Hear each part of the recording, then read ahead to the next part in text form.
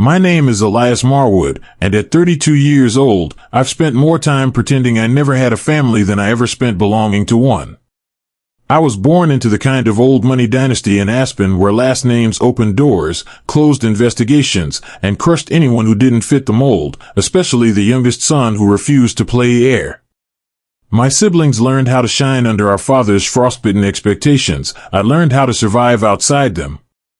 Even now, with a career that pays me more in a month than my father claimed I'd be worth in a lifetime, I still feel the familiar sting of being the family's accidental shadow, the one they erased long before I escaped. And yet, nothing prepared me for the message that would drag me back into the grave they buried me in 12 years ago. Because the dead aren't supposed to come home. My phone buzzed once. Only once. It never buzzed twice. Not anymore. I kept all alerts off. Except for one. A contact I never thought would light up again, Mother. I stared at the screen like it was a loaded gun. Emergency family dinner. 7 p.m. Aspen. Please come home. No punctuation after that. No apology. No explanation. Just a sentence like a knife to the ribs. I hadn't heard her voice in over a decade. I hadn't seen my father since he stood in front of the fireplace, ice cold as winter ash, and said it. You're dead to us. 12 years. No birthday cards. No emails. No calls. Then, just like that, I'm invited back for roast and regrets. My heart didn't jump. It braced. I opened my laptop. Searched. And there it was, still live. A public article buried under Aspen Tribune's archive, dated nearly 12 years ago. Local heir missing, presumed deceased. Memorial service held privately by the Marwood family. My senior photo was still there. A black and white shot. The caption read, "In loving memory." Bile rose in my throat. I closed the tab. You know what they say about legacy, I muttered to no one. It's just PR with a tombstone. Across the room, Carver looked up from his desk, eyes sharp under the blue glow of 6 monitors. What was that? He asked, chewing the end of a pencil. They buried me. Officially. Publicly. It's not a metaphor. Carver leaned forward. Say again. I tossed the phone on the table. The message was still open. His fingers blurred across a keyboard before I finished blinking. In 30 seconds, he was in the Aspen Tribune's back end. Password's trash. They never changed it. Same admin from 2011. I just downloaded the metadata. It was uploaded by someone on a Marwood Foundation IP address. Delete it. No, Carver said. We keep it. It's your resurrection story. You don't delete the proof they tried to erase you. My jaw clenched. The room suddenly felt smaller. Or maybe my memories were pressing in from the walls. I walked to the window. San Francisco stretched beneath me, fog curling like smoke across steel and glass. From this height, you could almost forget what it took to climb. But ghosts don't forget. They wait. A cold breath blew against the nape of my neck. Or maybe that was just memory. You have 30 minutes before the Helix board calls, Carver reminded. Push it. I need answers. Carver spun one of the monitors toward me. There's more. I dug into state records. Someone filed a second presumed deceased notice. 2 weeks ago. I turned slowly. That's illegal. I'm alive. Publicly alive. Legally alive. Tax-paying, breathing, headline-making. I know. But someone in Colorado just tried to erase that. Quietly. Who? Carver didn't blink. Your father's personal attorney filed it. Used access through a dormant trust account. One connected to. Guess who? My dead self. Exactly. A dead man can't own property. A dead man can't press charges. A dead man can't reclaim what's stolen. Unless he walks into the lion's den wearing skin and spite. Anything else? I asked. He clicked again. There's a second file. Encrypted. I'm still working on it. But it's titled Project Null. And your name's all over it. I exhaled. This wasn't an invitation. It was a trap dressed in sentiment. I could see the table already, crystal glasses, flickering candles, silverware polished like surgical tools. And one seat. Empty for me. But you don't summon a ghost unless you want a haunting. Carver handed me a drive. Encrypted data, scrubbed. You'll want this on you. I nodded. He looked at me. You sure you're going back? I'm not going back, I said, pocketing the drive. I'm going to see what they buried with my name. Outside, my jet was already fueling. By nightfall, I'd be in Aspen. If they declared me dead once, I want to see what they do when I walk through their front door alive. The tires hissed against snow like breath through clenched teeth. Outside the SUV, Aspen was a ghost town under stormlight, rooftops buried in white, trees black and frozen, the sky pressing down like a secret no one wanted to say out loud.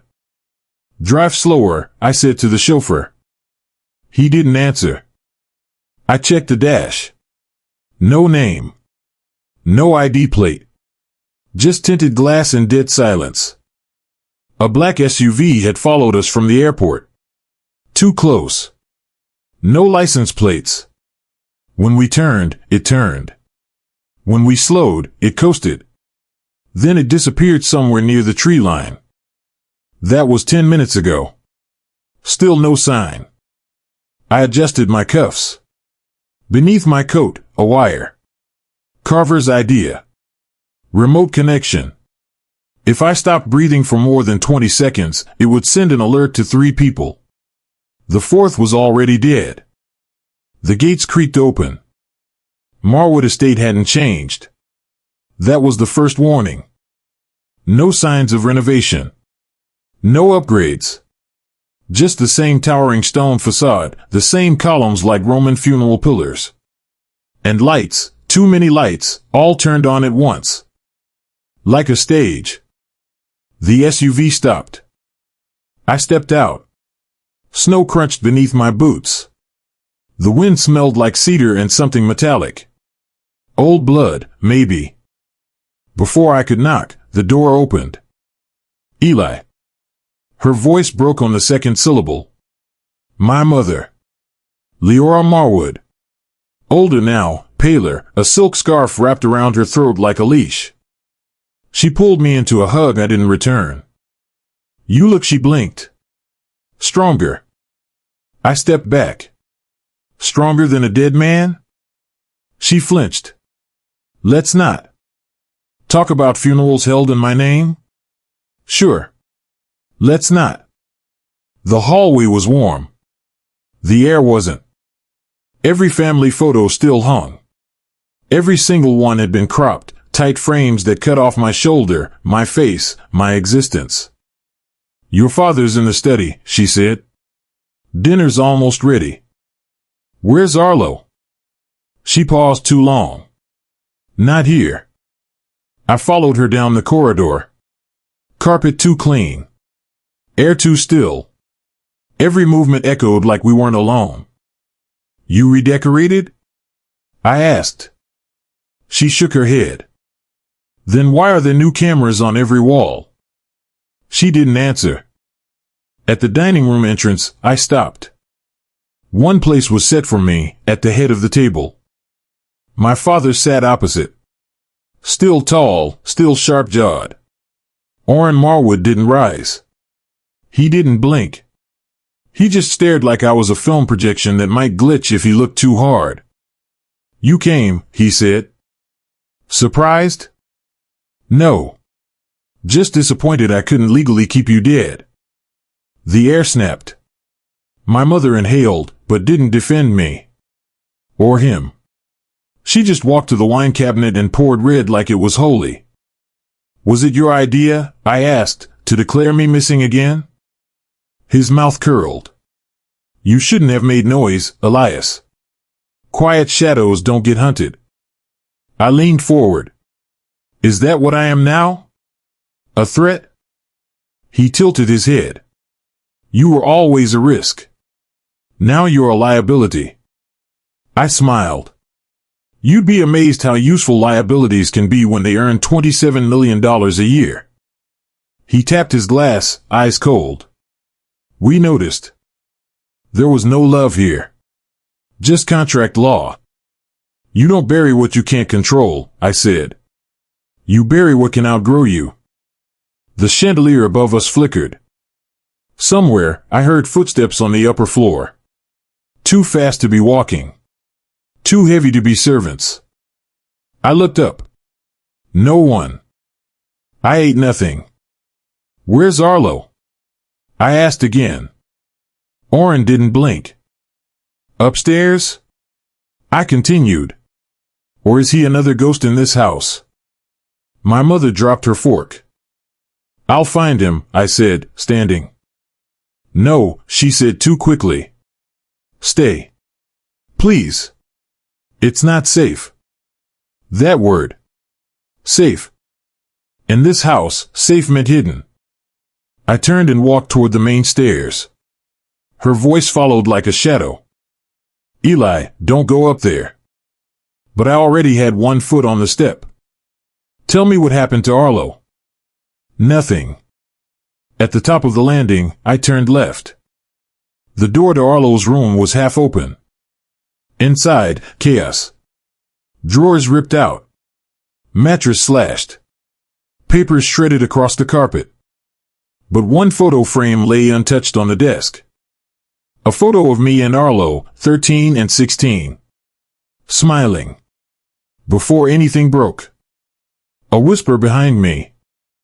I turned. No one. Then. A hand grabbed my arm, yanked me into the hallway. I spun, ready to strike. The woman in front of me froze. Serena Vaughn. Still breathing, she said. Good. What the hell are you? No time, she cut in.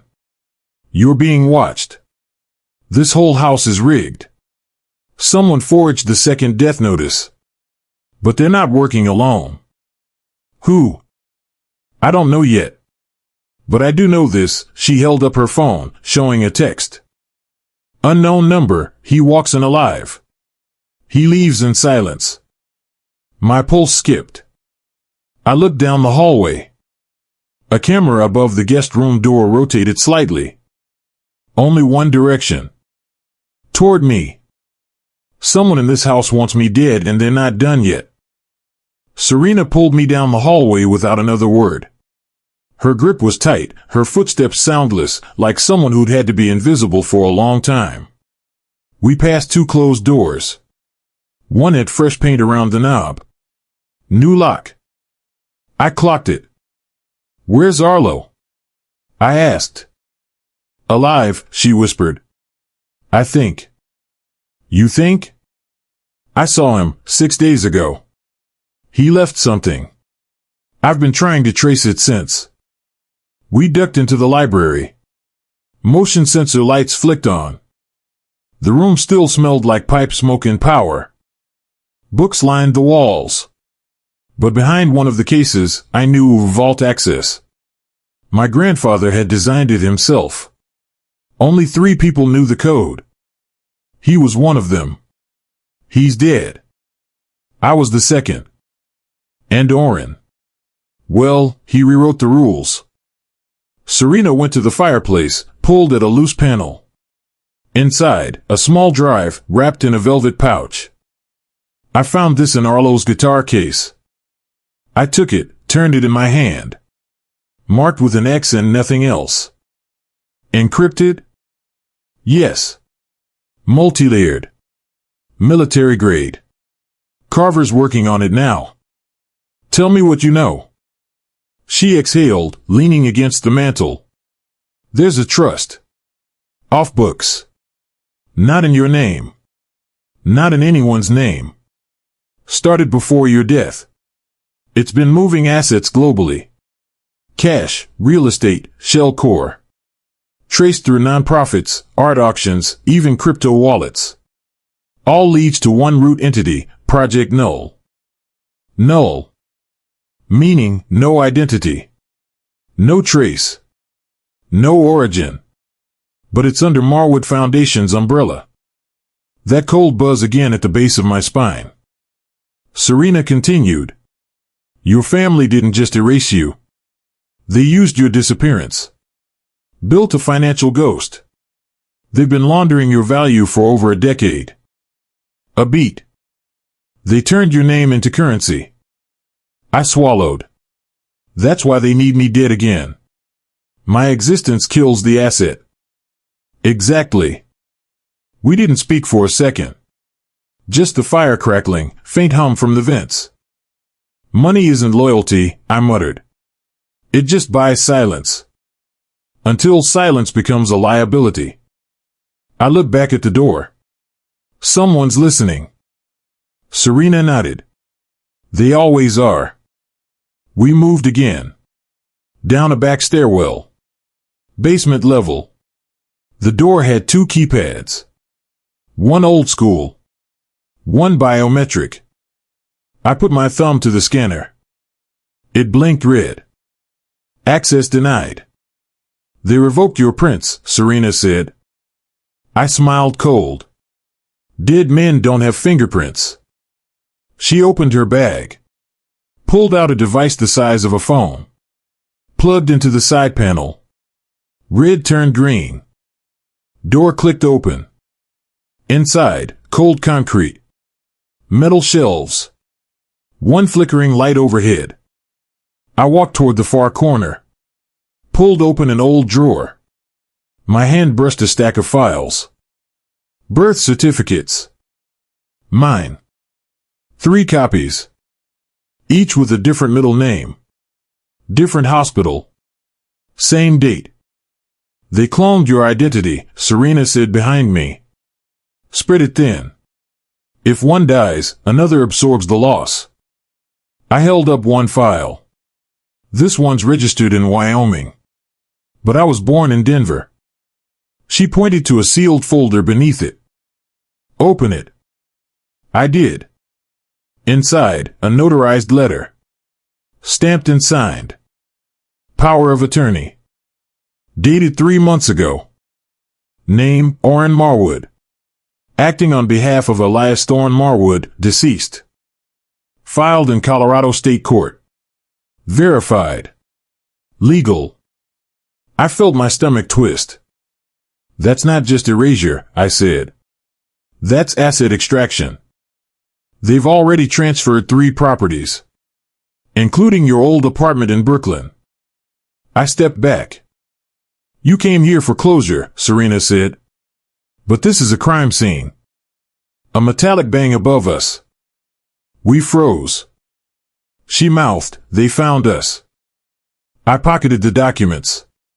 Grabbed the drive. Other exit? She nodded. Maintenance tunnel. Northeast corner. We ran. Footsteps above. Multiple. Heavy. Shouting. Gun cocked.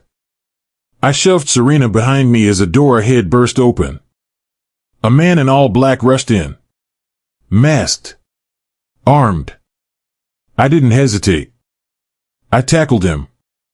The gun clattered to the floor. We crashed into shelves. Metal screamed. Paper scattered. He threw a punch. I ducked. Hit him in the ribs. Once. Twice. He groaned. But something in his eyes made me stop. Familiar. He staggered back. Mask slipped halfway. I froze. Lachlan? I breathed. He smiled. Blood in his teeth. Missed me, Eli? And then he swung the butt of the gun at my temple. Everything went black. He pulled the trigger. I closed my eyes. But the bullet never came. I didn't pass out. But when my vision cleared, Lachlan was gone. Door wide. No sound. Serena crouched beside me, gun in hand, breathing like she'd sprinted through hell. I shot near him, she said, eyes scanning the darkness. Didn't hit. Just scared him off. You should have pulled the trigger. Next time I will. We didn't speak after that. Just moved. Fast. Out through the maintenance tunnel, tight, damp, low ceiling. My shoulder grazed brick. My palm gripped the drive like a detonator. Outside, snow fell harder. A storm now. Wide out. Serena's SUV waited at the base of the hill. Inside, heat kicked up. Windows fogged fast.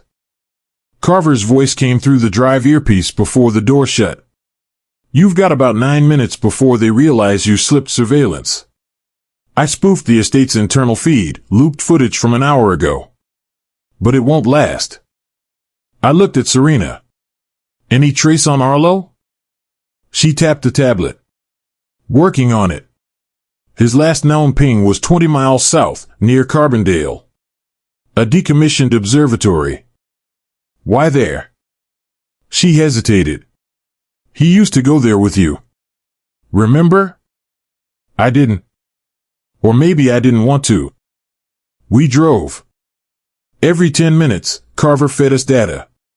Each piece was worse than the last. Eli, he said, you need to hear this. I decrypted part of the drive. Tell me. There's a protocol, Null Protocol A. It links your declared death to a silent transfer of capital assets across 5 states. Shell Core. Trusts. But here's the twist, they weren't just removing you. What do you mean? They're replacing you. Serena frowned. Clarify. There's a fabricated identity. New social. New passport. Same name. But younger. Different photo. They created a double, I muttered. To claim the fortune you built, Carver said. Not theirs. Yours. That $27 million you earn annually? They've been routing a fraction through hedge veils tied to offshore holdings. It's been siphoned, slow, precise, quiet. That's a federal crime, Serena hissed. And they're almost finished. There's a mandatory audit next month. Marwood Foundation's accounts go public. If you're still legally dead by then, they walk clean. Not if I burn it all down first. We cut onto the old highway. Trees blurred past like a funeral procession. 3 minutes out, Serena's tablet lit up. Got a match. She turned the screen. Arlo. Real-time footage. Grainy, black and white. He was limping, holding something in his jacket. Entering the observatory alone. Timestamp, 2 hours ago. We're close. The observatory sat like a dead god on the ridge. Dome cracked, paint peeled, fence half collapsed. The kind of place where ghosts left notes behind. We parked under trees. Wind screamed through broken beams as we entered. Arlo? I called. No answer. Dust. Decay. We searched fast, footsteps muted by snow on the concrete floor. Then a noise. Low. Behind a metal cabinet. I reached it.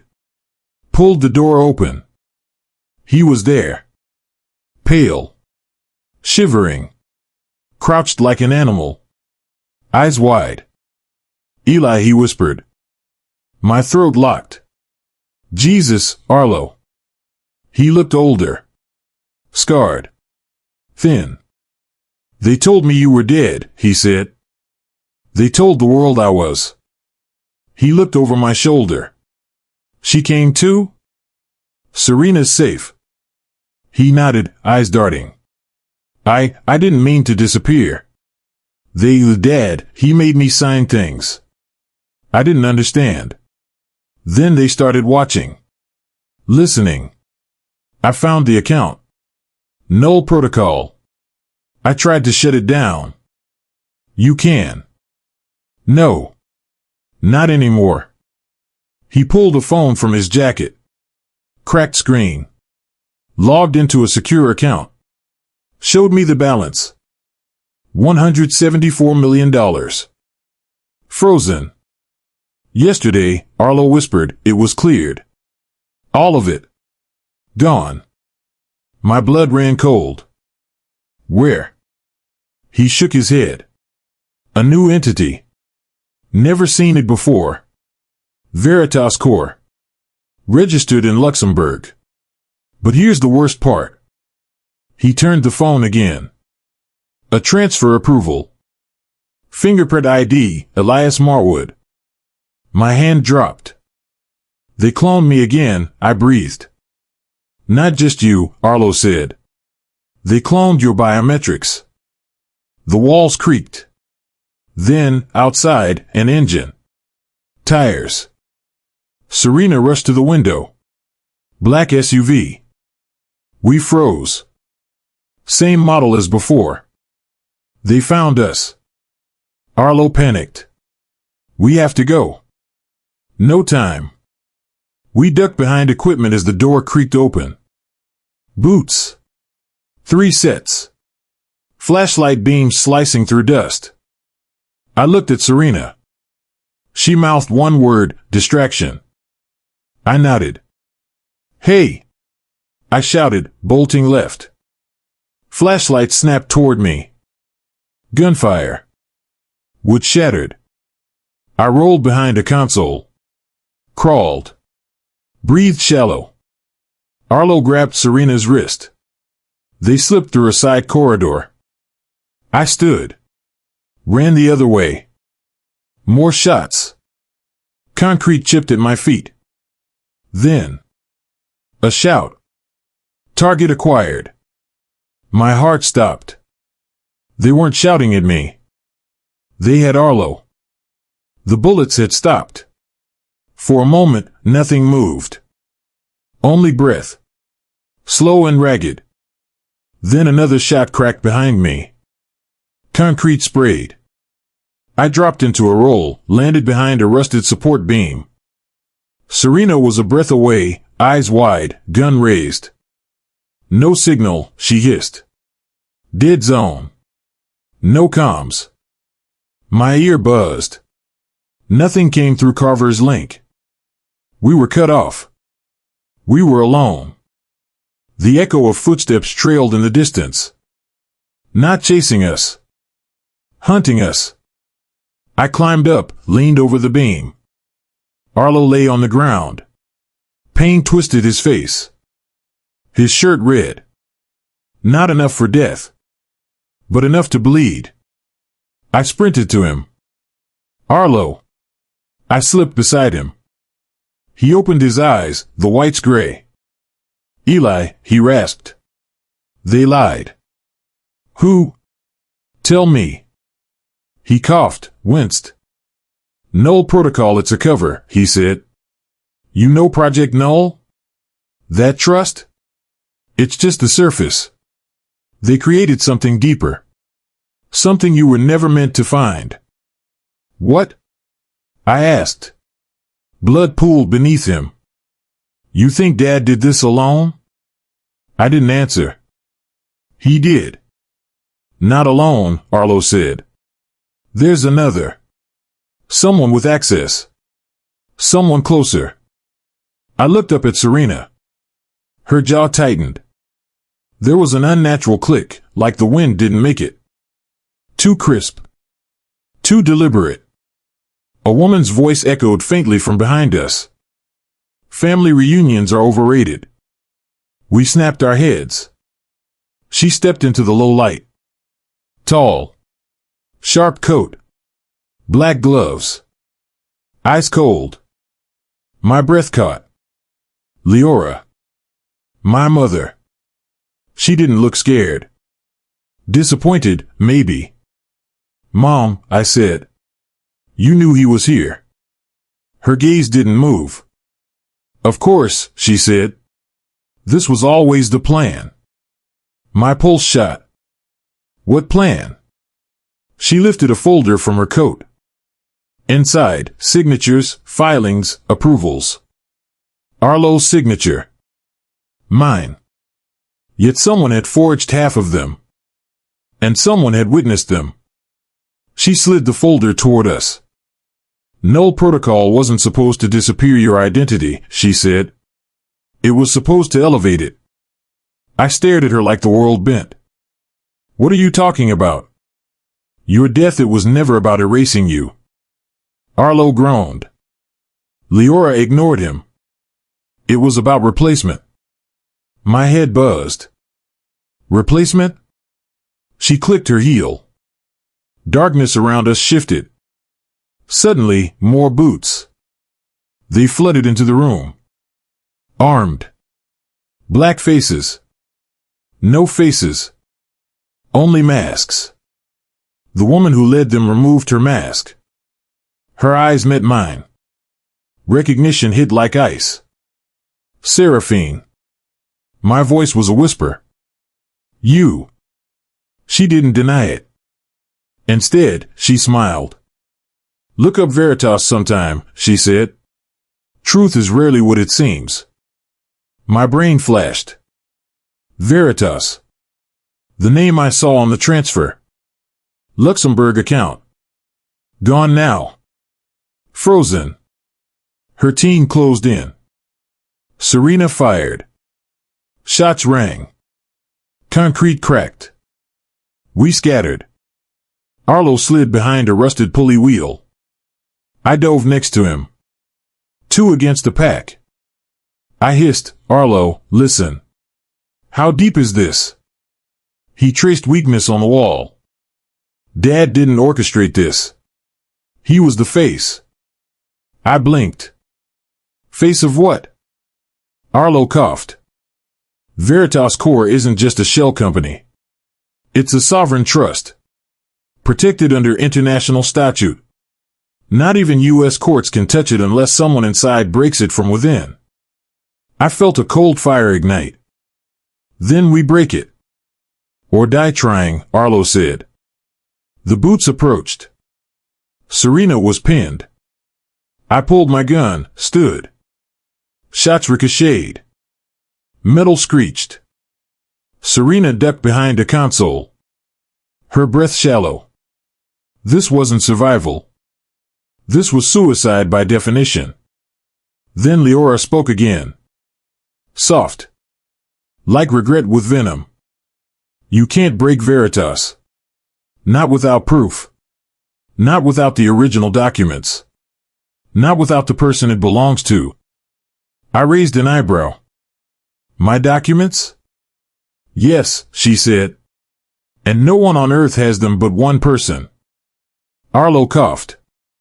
12 years ago, he said, before any of this started, Dad made me sign something I didn't understand. What? His will, Arlo said slowly.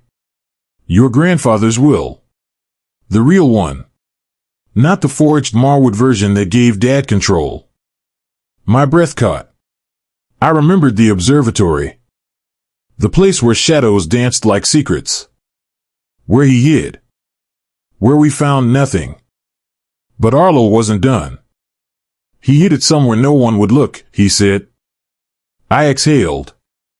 Where? Behind the truth. A beat. The masked soldiers advanced another step. Leora lifted her face. I didn't expect you to survive this long, she admitted. I glanced at Serena. Then Arlo. I thought about every lesson I had learned.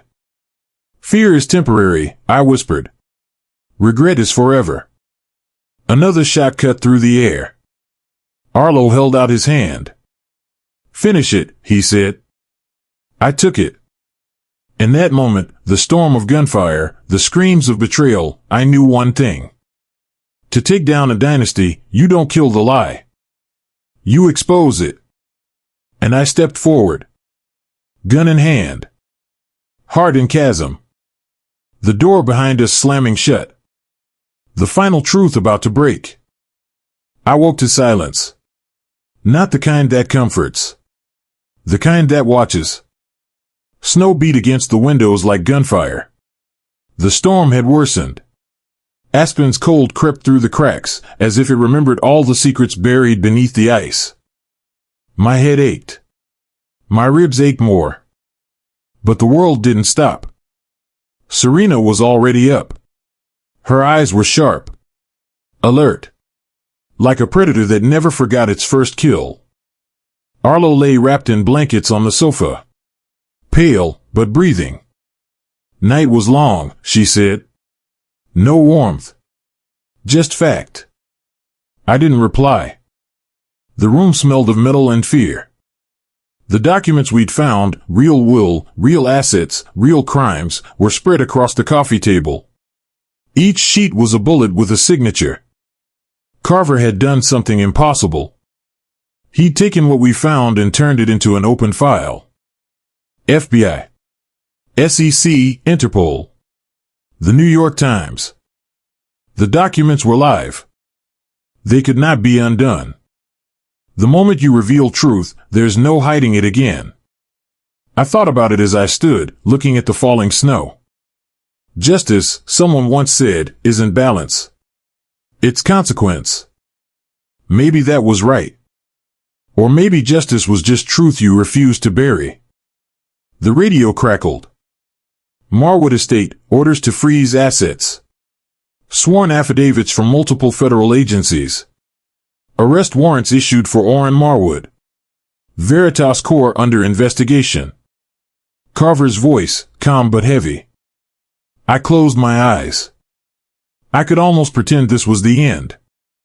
But it wasn't. There were more moves to make. Serena slid a folder across the table. Inside, a list of charges. Wire fraud. Money laundering. Identity manipulation. International asset concealment. Dad's company alone, hundreds of violations.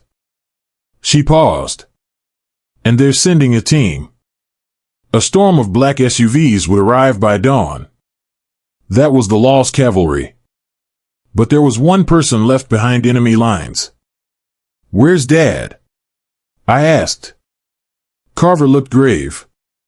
Running. Says he has a plane on standby. Says he'll go where no extradition applies. I swallowed. I had one choice left. Go after him. Or watch the rest disappear. I grabbed my coat. Serena hesitated. You sure? I looked at Arlo. His brotherly gaze said more than any words. I nodded. We moved out. The second we stepped outside, the wind cut like razors. Snow obscured the path. But ahead, a figure appeared. Leora. She stood at the foot of the steps. Her face soft. Fragile. But her eyes sharp. We don't have to do this, she said. Voice trembling. I remembered a phrase I once heard. Truth is a blade. It cuts both ways. I didn't lower mine. You help bury lies, I said. You can help unearth them. She trembled. Tears fell. But she didn't run. Maybe fear had finally caught up. Then the ground beneath us rattled. A heavy engine. Serena's head snapped. Black SUVs. Not the cavalry. Something else.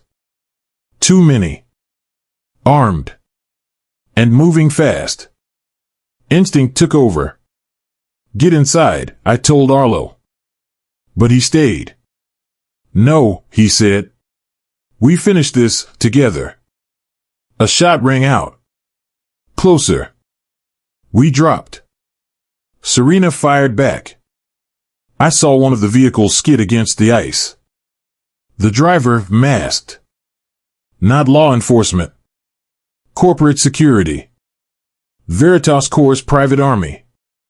They didn't care about justice. They cared about control. And when control slipped, violence was the leash they pulled. Move! I roared. We sprinted toward the carriage house, small, half-collapsed, a relic no one used. Inside, a truck with keys in the ignition. Of course it did. Arlo slid into the driver's seat. I got shotgun. Serena in the back. We sped out. Snow splashed against the windows. Behind us, guns firing. Bullets pinged metal like hail in a thunderstorm. I braced. Heart pounding. The world narrowed to this moment. Car. Chase. Truth. The road ahead vanished into white. Ahead of us, nothing. Behind us, pursuit. No law, Serena said between breaths, protects us now. I didn't need to answer. The chase didn't end with apologies. It ends with a choice. And mine was set. A sudden turn, sharp. We lost them. For a moment. Silence. Then sirens. Real sirens. Not the corporate kind. Law enforcement. Blue lights cut through snow. One SUV pulled in front of us. Officers moved fast. Hands up. Commands sharp. Marwood. Stop. Arlo turned off the engine. I stepped out. Hands raised. Snow collected in our hair. The lights danced in drifts. Serena beside me. Arlo behind. Behind everything that once was wrong. No grand speeches. Just truth. Elias Marwood, the captain said, reading from a binder, you're under no suspicion. You're here to assist. Relief washed through my legs. Weak, but real. Arlo exhaled. Serena lowered her weapon. We watched as the private security forces were taken down. One by one. Handcuffs. Questions. Exposure. Everything Veritas Corps tried to bury was unraveling. And as dawn broke, thin, pale, uncertain, the snow stopped. Almost like the world exhaled. I looked up. Cold blue sky. No weight of sunset. Just light. Then I spoke. They tried to make me dead. But the truth couldn't stay buried. Truth is never silent. Behind me, the storm had cleared. Not entirely. But enough to see. Enough to stand. I thought about what I'd lost. Family. Time. Innocence. And what I'd gained. Clarity. A future that wasn't forged by someone else. I turned toward Aspen. Not as the ghost. Not as the heir buried by lies. But as the man who chose to dig truth out from under everything. And I walked forward.